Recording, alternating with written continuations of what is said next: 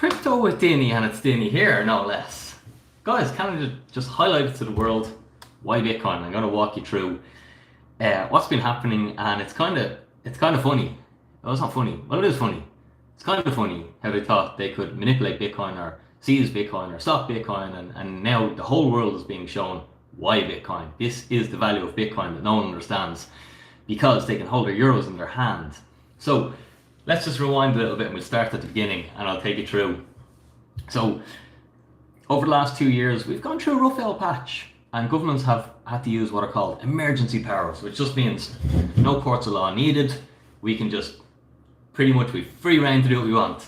And so we've seen some radical stuff going down, and whether you agree with that or you don't agree with that, that's not for me to dispute. But it's been pretty insane. Some would call it overreach, others would call it whatever. We won't get into that. I'm here to talk about Bitcoin. So what we see in Canada was the truckers decided about the vaccine mandates. Probably shouldn't even mention that word here.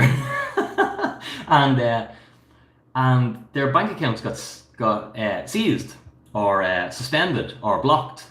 So they were denied financial services. Now, this wasn't done through a court of law, and this is just, again, these emergency powers. So that's very dangerous, because when you actually break down what happened there, that's just, there was a group of people protesting because their government was doing something that they didn't agree with. So the right to protest. And that was taken away from these emergency powers. So then the truckers realized that if they received their funding through Bitcoin can't be seized, because Bitcoin is uncensorable, it's permissionless money, and it's a bearer asset you can hold. And this is the whole value of the thing that the world doesn't realize yet, but they will. Canada has just highlighted this fact. Okay, so the truckers started to receive their donations in Bitcoin. And the Canadian government, and I'll read you out the statement here. The Canadian government, okay, the Ontario Superior Court of Justice went to try and block these Bitcoin wallets and seize these Bitcoin wallets. Now guys, this can't happen. The only way your Bitcoin can be seized is if it's on a centralized exchange. You know, if you don't hold the private keys, it's not your crypto, not your coins. But anyone who holds the private keys of the crypto, it's uncensorable, it's unseizable. That's the amazing power of this money, is you can become a sovereign individual. You can store your wealth yourself. Guys, your daily exercise today, stretch out the index finger, approach the like button. We've got a nice crew on YouTube. Hit the like button and subscribe, throw a comment in, because it's cool to get a few live people on. So what happened then, guys, all right, if we fast forward this another little bit, the Canadian government went to the providers of Bitcoin wallets and says, we need to seize these wallets. We need to block these wallet addresses from receiving funds. I'll read you out the letter. This is the reply from the Bitcoin wallet providers. Dear Ontario Superior Court of Justice, Nunchuk is a self-custodial, collaborative, multi-sig Bitcoin wallet. We are a software provider, not a custodial financial intermediary. Our software is free to use. It allows people to eliminate single points of failure and store Bitcoin in the safest way possible while preserving their privacy.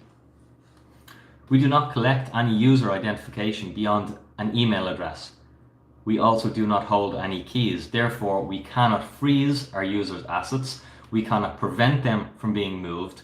We do not have knowledge of the existence, nature, value, and location of our users' assets. This is by design. Please look up how self-custody and private keys work. When the Canadian dollar becomes worthless, we will be here to serve you too. Sincerely, the Nunchuk team. So this is the understanding of a lot of these governments. They just do not have a clue, and they've been sleeping on this. And this is highlighted, not just to normal people, but businesses have taken note of how easy the Canadian government turned totalitarian and decided just to seize bank accounts and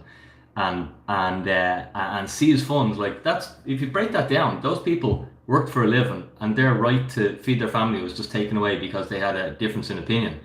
Their right to earn their money and have their money and own their money was just taken away because they had a difference of opinion. And what we have in this day and age is we have money and state. They're connected, they're interconnected. And because humans, we don't remember anything other than like 5 years ago, and we think it was always like that. Like, remember, we never had the internet a couple of years ago. Life was different, but we don't really remember that. So money and state are interconnected right now. But I challenge it. Church and state used to be interconnected.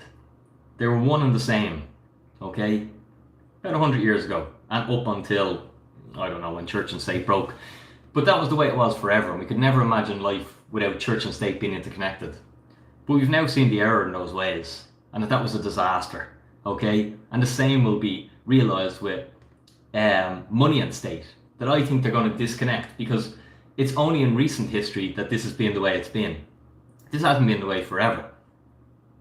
Throughout times of history and money and state get connected, and then the whole system falls apart, and there's a revolution, or a different form of money comes up, and it comes from the bottom up, the way Bitcoin has came from the bottom up, not the top down.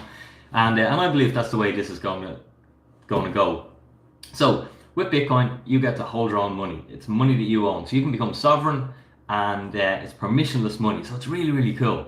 Guys, if you liked the video, hit the like button. If it's making sense, hit the comment button. I'm not here to dispute whether Canadian truckers are right or wrong. I think the right to protest, everyone should have a right to protest if they want to go and do a protest. And you shouldn't turn off their bank account just because they have a different opinion. Like if we roll that forward a little bit to China's model with their social credit score, it's like there's something like 20 million Chinese that aren't allowed to get in a plane because their social credit score isn't up to speed. And when asked about it, how they feel about it, you know what they say? I can't complain. How can they? I can't complain. Alright, but that's where we go. And that's why having a money that you can own and money you can spend permissionlessly is essential to the human race, to human freedom, and to human prosperity, so we don't have to live under communism. It's crazy, but that's the power of Bitcoin. Bitcoin, if we look at what Bitcoin's done last year Bitcoin banked the unbanked, okay? And I'll give you this little fact, because this is an amazing fact, because whether you love Bitcoin, you hate Bitcoin, it's changing lives. So in El Salvador, 30% of the population were banked, and the IMF worked with El Salvador for 40 years, and they couldn't improve that number. For 40 years. Bitcoin worked there for 4 months, and it doubled what the IMF couldn't do in 40 years. And it banked another 30% of the population in 4 months. It's insane, like. And the amount of money they've been able to save by getting financial inclusion, being able to not just have to hoard cash, and for remittances, they're saving hundreds of millions. Because I can't remember the figure now, but it's some very large figure, like 40% of that country's GDP is on remittance, which means money being transferred back from other countries where their people go and work. So really, really amazing. So Bitcoin has banked the unbanked, and what we're seeing fiat money doing is unbanking the banked. So make sure you have some Bitcoin so you cannot be unbanked. Guys, it's been good to chat to you this evening. Thanks for being here. Hit the like button, throw a comment in if you're having fun. Do you think we're in a bear market? No, Bitcoin's in a constant bull market. Just look at the chart. It's 13 years. Higher highs, higher lows, baby. Dollar cost average. Protect yourself against your fear and greed. So then you don't have to try and time the markets. Time in the markets what counts. Guys, I'm going to jump off. It's late in the evening.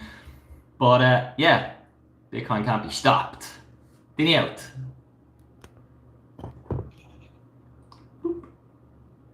Yes.